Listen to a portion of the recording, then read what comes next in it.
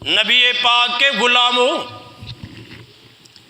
حضرت ابو طلحہ فرماتے ہیں، حضرت ابو طلحہ فرماتے ہیں میرے پاک نبی کا معمول تھا جہاں بھی فتح ہوتی وہاں پہ 3 دن قیام فرماتے، 3 دن کے بعد وہاں سے کوچ فرماتے۔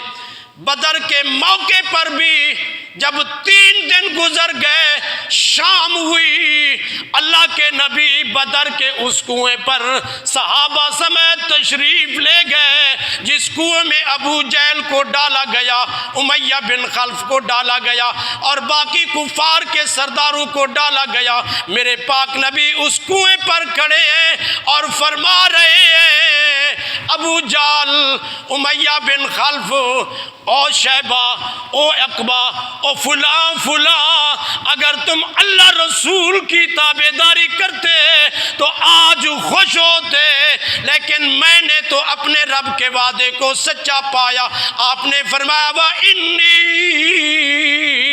قَدْ وَجَدْتُ مَا وَعَدَنَا وَعَدَ رَبِّي حَقًّا، میں نے اپنے رب کے وعدے کو سچ پایا، تم نے کیسا پایا؟ اللہ اکبر۔ میرے آقا کفار کی لاشوں پر کھڑے ہیں جو کنویں میں ڈالے گئے تھے اور مخاطب ہو کر فرما رہے ہیں یا فلاں یا فلاں یا فلاں، اور بات شروع کر دیتے ہیں۔ عمر بن خطاب جو کل تک خاموش رہے کہ حضور یہ خبر کیسی، لیکن تسلیم کیا ہوا ہے، میرے نبی نے جو کل کی خبر دی ہے وہ سچ فرما رہے ہیں۔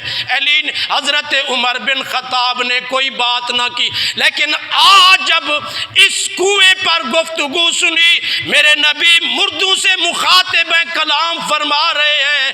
عرض کی یا رسول اللہ، کیا مردے بھی سنتے ہیں؟ کیا مردے بھی سنتے ہیں؟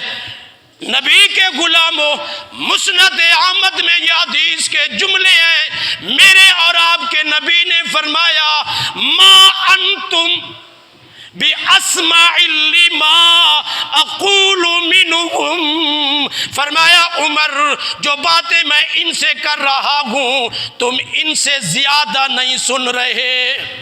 فرمایا عمر میں ان سے باتیں کر رہا ہوں جیسے وہ سن رہے ہیں ویسے تم سن رہے ہو، ویسے تم سن رہے ہو۔ پتہ چلا مردے سنتے ہیں۔ لیکن دوستو ایک نکتہ ہے جو ذہن کو لگتا ہے، سوال درست تھا، عمر کا حق تھا، مسئلہ واضح ہو گیا۔ عمر نے عرض کی حضور مردے بھی سنتے ہیں۔ اب تک عمر بن خطاب کے ذہن میں تھا کہ یہ کافر مردے نہیں سنتے۔ جب عمر نے پوچھا، نبی نے بتایا کہ مردے سنتے ہیں جیسے تم سنتے ہو، اس زندگی میں کھڑے ہو کر وہ عالم برزخ میں بھی میری بات سن رہے ہیں، یہ مردے سنتے ہیں، تو اس کے بعد تو کسی کلمہ گو کو حق نہیں پہنچتا کہ وہ کہے کہ مردے نہیں سنتے، کیونکہ جب میرے آقا نے عمر بن خطاب کو جواب دے دیا ہے تو اس جواب پر کلمہ گو کو مطمئن ہو جانا چاہیے۔ اب اگر یہ رٹ لگائے کہ مردے نہیں سنتے، یہ کم علمی، کم فہمی اور یہ جہالت کے سوا اور کچھ نہیں ہے۔ آپ کو پتہ ہے کہ میدان میں تو 2 ہیں، 10ویں پارے میں یہ بھی ذکر ہے، اللہ نے فرمایا 2 جماعتیں جب آمنے سامنے ہوئی، ایک اللہ کی رضا میں لڑ رہی تھی اور دوسری کفر پر لڑ رہی تھی، تو اللہ تعالیٰ نے یہ منظر دکھایا۔ نبی نے فرمایا یہ مردے سنتے ہیں، یہ کافر مردے سنتے ہیں۔ ارے قرآن اٹھا کے دیکھو، حدیث سے ثابت ہے، نبی نے فرمایا اگر میدان جنگ میں اسلام سے لڑتا ہوا، اسلام کا مقابلہ کرتا ہوا کافر بھی مر جائے تو وہ بھی زندہ ہوتا ہے، مسلمان کا عالم کیا ہوگا؟ اللہ نے قرآن میں فرمایا وَلَا تَقُولُوا لِمَنْ يُقْتَلُ فِي سَبِيلِ اللَّهِ أَمْوَاتٌ بَلْ أَحْيَاءٌ وَلَٰكِن لَّا تَشْعُرُونَ۔ اللہ نے قرآن میں فرمایا جو اللہ کے راستے میں مارے جائیں قتل کیے جائیں ان کو مردہ نہیں کہنا، کافروں کو مردہ کہہ کر کہو سنتے ہیں، مگر مسلمان کو مردے تک کی کہنے کی اجازت نہیں ہے۔ اب بھی اگر کوئی کہے کہ جی یہ نبی کے غلام مردہ ہے، ارے مردہ کہنے والا اپنا یقین کر لے، ہو سکتا ہے تو مردہ ہو مگر نبی کے غلام مردہ نہیں ہو سکتے۔ اچھا کتنی بڑی بات ہے، نبی کے غلام نبی کے اشارے پر جان دے دے تو مردہ کہنا بھی اجازت نہیں ہے، اس نبی کی شان کا عالم کیا ہوگا؟ اور جن کے تعلق سے، جن کے نسبت سے، جن کے اشارے سے یہ رتبہ ملتا ہے، اس نبی کے مقام و مرتبے کا عالم کیا ہوگا؟ اللہ اکبر۔ اے مرنے، ایسی اولیاء کے بارے میں، شہداء کے بارے میں، حضور کے غلاموں کے بارے میں مت کہے، بلکہ سنو، جہاں مومن کو دفن کیا جاتا ہے تو وہ جنت کا باغ ہوتا ہے۔